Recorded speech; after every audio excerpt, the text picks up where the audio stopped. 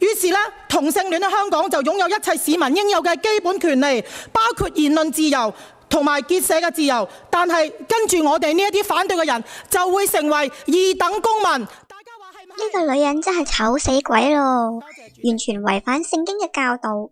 就等奧姐姐同你講，聖經教你點樣做女人啦。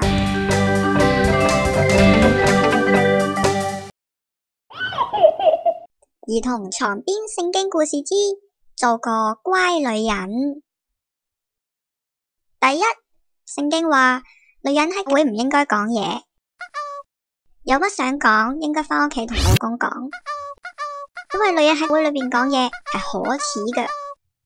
第二，女人祈禱或者講道時一定要包住頭，如果唔包住頭就羞辱自己嘅頭，或者亦都可以選擇剃光頭㗎。